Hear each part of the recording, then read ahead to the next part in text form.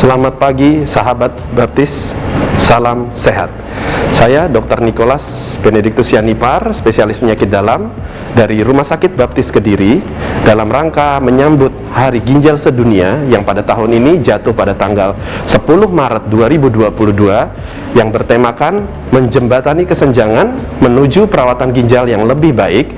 Kami mengadakan suatu penyuluhan kesehatan kepada keluarga dan pasien cuci darah di unit HD Rumah Sakit Baptis Kediri, dan kami akhiri dengan pembagian bingkisan.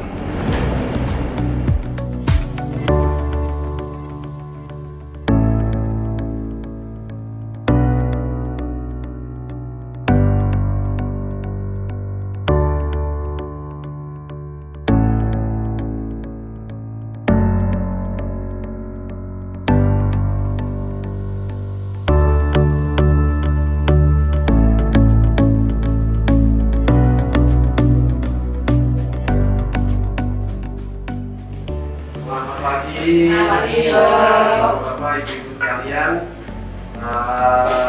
Sebagai partisipasi kita dalam merayakan Hari Ginjal Sedunia yang kebetulan jatuh pada 10 Maret 2022 yang lalu, kita mengadakan presentasi penyuluhan kesehatan ini.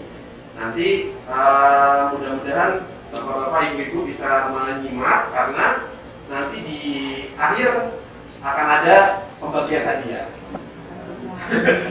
Ya gitu ya. Iya. Baik. Semua. Oh, iya, boleh ditampung. Oke, baik. Semangat. Siap. Ya, puji Tuhan, kita bisa berkumpul di pagi hari ini dalam keadaan yang baik.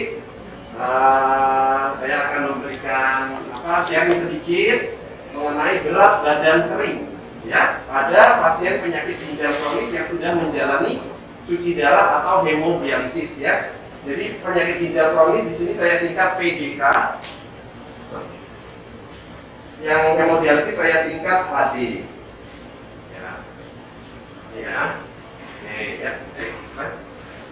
Ya, sebagai pendahuluan, seseorang dengan ginjal yang sehat itu umumnya normalnya buang air kecilnya 7 kali sehari. Ya. Kalau ginjalnya sehat, buang kecil minimal 7 kali sehari. Dan warnanya kuning jernih, ya. Kalau warnanya sudah mulai pekat, kecoklatan, mungkin kekurangan cairan atau dehidrasi, atau mungkin ada penyakit yang lain, ya. Jadi salah satu cara mengenali kesehatan tubuh yang paling sederhana adalah lihatlah warna urin kita, ya. Itu sangat-sangat penting, dan kalau bisa ya setahun sekali lah periksa urin di laboratorium. Kalau pemeriksaan urin saja mungkin biayanya kurang dari 100.000 untuk sekali pemeriksaan, tapi sudah banyak hal yang bisa kita lihat. Kita bisa lihat ginjal kita bocor apa enggak, kita bisa lihat ada perdarahan apa enggak di saluran kencing kita, kita bisa tahu apakah ada infeksi, ada indikasi mengarah ke batu ginjal, itu semua sudah kelihatan. Ada penyakit liver bahkan bisa kelihatan dari urin, ya.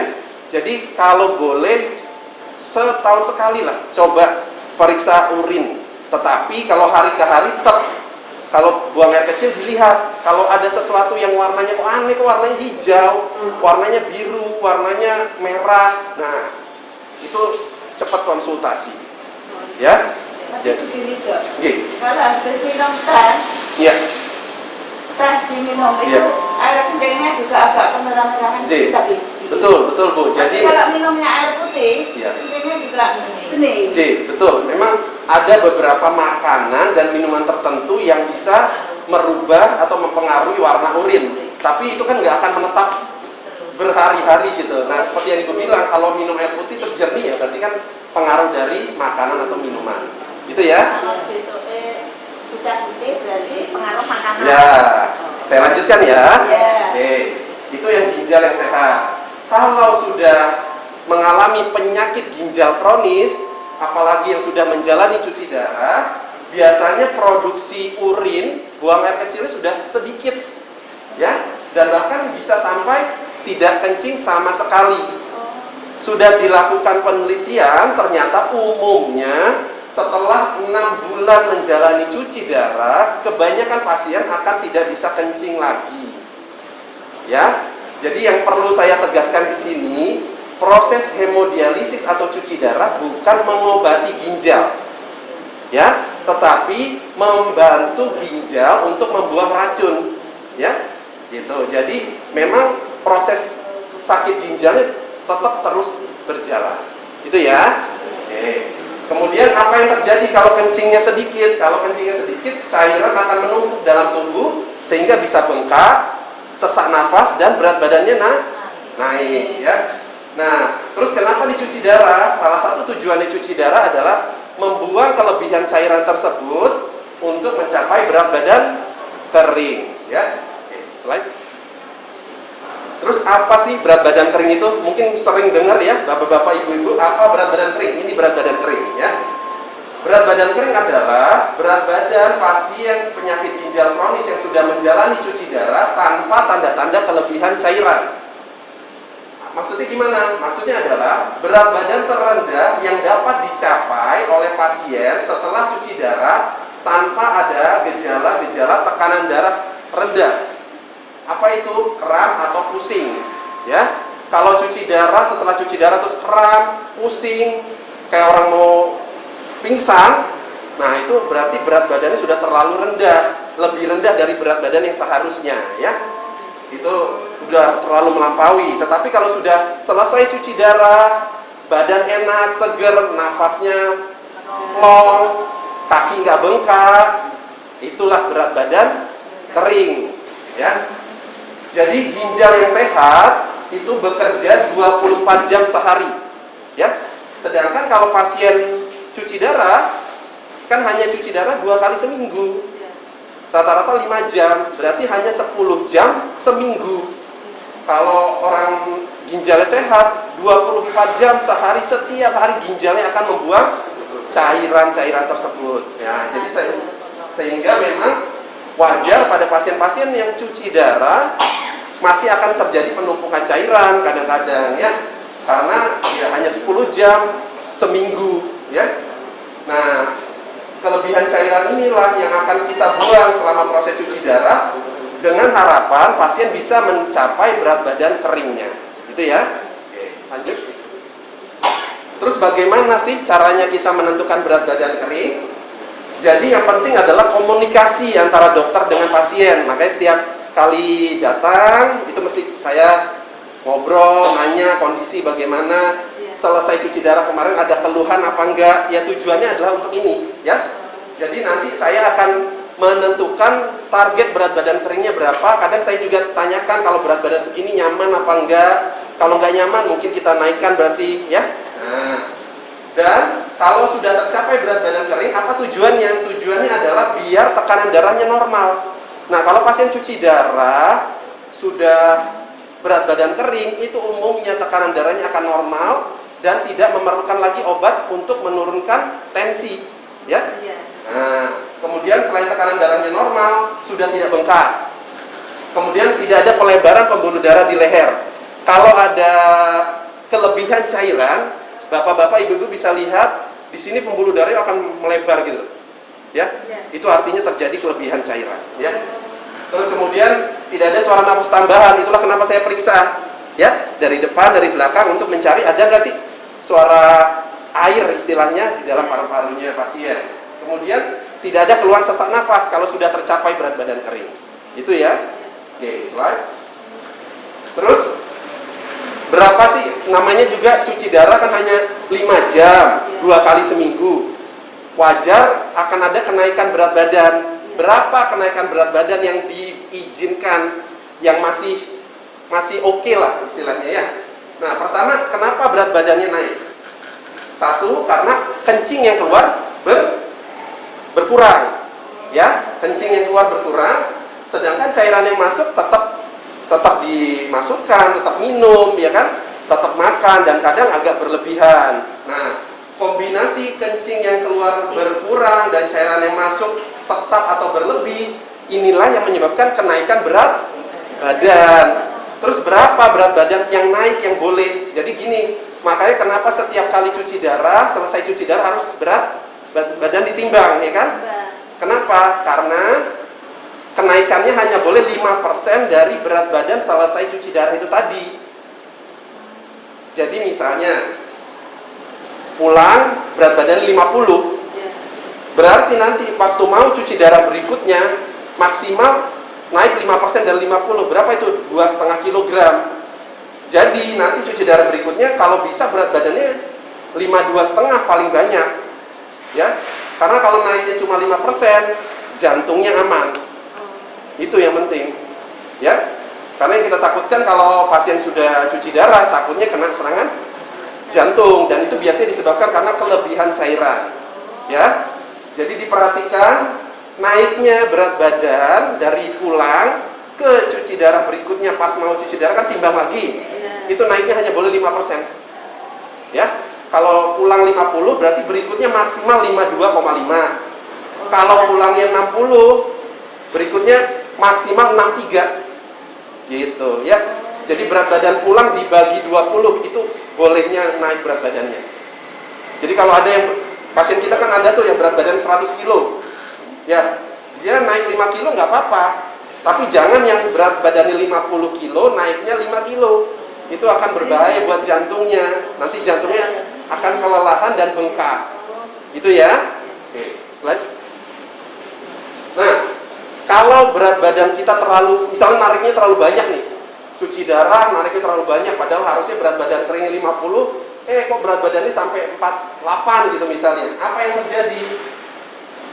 Haus, mulut jadi kering, pusing, keram, mual, gelisah, bingung, ujung-ujung jari rasanya dingin, dan jantung berdebar-debar, ya. Jadi kalau selesai cuci darah, bapak-bapak, ibu-ibu yang menjalani cuci darah mengalami hal ini, tolong disampaikan ke kami, ya, biar nanti kita atur lagi berarti tarikannya, ya. Jadi kalau mengalami tanda-tanda ini berarti kemungkinan sudah terlalu rendah berat badannya, gitu nggih? Ya, lanjut. Terus apa sih pengaruhnya kalau terlalu banyak cairan di dalam tubuh? Pengaruhnya ke cuci darahnya apa? Nah ini, kalau terlalu banyak cairan dalam tubuh itu akan menyebabkan tekanan darah naik, ya. Kalau tekanan darah naik, jantungnya akan bengkak. Kalau jantungnya bengkak, badannya bengkak, otomatis kita harus narik cairan banyak kan, ya. Jadi misalnya berat badan keringnya 50, terus datang 55, ya kan kita harus narik 5.000, ya kan, untuk mencapai 50 itu. Nah, kadang-kadang kalau nariknya banyak, itu pasien bisa mengeluhkan ini, mual, lemes, kram, pusing. Jadi keluhan ini tadi tidak selalu berarti berat badan keringnya sudah terlampaui. Bisa jadi dia memang nggak kuat ditarik banyak, paham ya? Jadi misalnya berat badannya kemarin pulang 50, sekarang minum banyak, cuci darah berikutnya beratnya 55, kita tarik 5.000. Kan benar sebenarnya, pulang bisa 50, benar berat badan keringnya, tapi jantungnya udah nggak kuat. Kenapa? Karena jantungnya udah bengkak. Jadi pasien-pasien yang sudah mengalami pembengkakan jantung itu nggak kuat lagi ditarik banyak-banyak, sehingga dia bisa mengeluhkan seperti ini, kram, pusing, mual, sehingga terus dia bilang, "Dok, saya jangan ditarik banyak-banyak, saya nggak kuat," kan gitu. Akhirnya tarikannya kita kurangi, tapi berat badan kering jadi nggak tercapai. Akhirnya cairannya tambah banyak, numpuk, tensinya tambah tinggi, jantungnya tambah bengkak. Paham ya? Jadi ini suatu lingkaran. Makanya kalau bisa naiknya jangan banyak-banyak, 5% aja. Kalau lebih dari itu kita tarik, kadang jantungnya nggak kuat. Slide. Jadi bagaimana sih kita pasien-pasien agar tidak naik terlalu banyak berat badannya? Nah ini anjurannya nih ya, ini tolong diperhatikan. Minumnya maksimal sehari 500 sampai 1 liter aja, ya. Tergantung jumlah kencingnya. Ingat ya, tergantung jumlah kencing. Kalau misalnya jumlah kencingnya bisa 500 cc, kadang minum 1 liter masih nggak apa-apa. Kok bisa gitu? Karena cairan dari tubuh yang keluar dari tubuh bukan hanya lewat kencing. Seperti saya sekarang nih, keringetan. Ini kan cairan keluar. Ya. Bapak-bapak, ibu-ibu, udara panas kan cairan keluar. Nah, perkiraan udah dihitung nih sama para ahli. Cairan yang keluar lewat kencing, lewat kita bicara itu ada penguapan-penguapan, itu kira-kira 1,5 liter per hari. Jadi kalaupun nggak kencing sama sekali, minum 500 cc per hari itu masih aman. Ya, kalau masih bisa kencing 500 cc, mungkin minum 1 liter aja masih aman. Gitu ya. Oke. Terus kemudian bukan cuma air yang dibatasi, tapi garam. Ya, jadi kadang saya udah nggak minum banyak, tapi masih makan yang asin-asin, sama aja. Kenapa? Karena garam bikin haus. Ya toh? Garam bikin haus. Kemudian yang kedua, kalau garam sudah masuk dalam tubuh, dia akan menahan cairan, sehingga cairan nggak bisa dibuang oleh tubuh. Jadi garam bikin bengkak. Ya. Ya, jadi selain membatasi air, juga harus membatasi garam, ya. Kemudian hindari makanan-makanan yang banyak mengandung air, ya. Seperti bubur. Saya udah nggak minum banyak, ya, tapi makannya bubur. Nah, bubur kan banyak air, ya toh? Ya. Terus kemudian usahakan setiap hari timbang berat badan, ya. Kalau bisa per hari kenaikannya nggak boleh lebih dari 0,5 sampai 1 kilo. Gitu. Jadi kalau bisa bapak-bapak, ibu-ibu yang sudah menjalani cuci darah punya timbangan berat badan di rumah. Ya, jadi timbang pagi ini berapa, meskipun jangan hanya cuci darah tok, timbangnya. Waktu di rumah juga timbang. Waduh, aku kok sehari naik 2 kilo lah. Apa yang aku lakukan kemarin? Nah, gitu ya. Saya 4 kilo. Nah, oke, gitu. Jadi ngurangi air, ngurangi garam, ngurangi makanan yang banyak mengandung air, timbang berat badan setiap hari. Oke? Jadi kita sudah sampai di slide terakhir. Apa kesimpulannya? Kesimpulannya adalah setiap tindakan cuci darah tujuannya adalah untuk membuang cairan berlebih untuk mencapai berat badan kering. Ya? Kenaikan berat badan di antara tindakan cuci darah itu terjadi akibat ginjal tidak dapat lagi membuang cairan tubuh. Sehingga pasien cuci darah akan merasa lebih baik dan nyaman apabila kenaikan berat badan di antara tindakan cuci darah itu tidak terlalu banyak, sekitar 5% dari berat badan keringnya. Begitu bapak-bapak, ibu-ibu. Nanti di akhir akan ada sesi tanya jawab. Terima kasih atas perhatiannya. Saya kembalikan ke MC. Ya, dari depan ya. Ya. Sama-sama. Sama-sama ibu, sama-sama bu. Ya.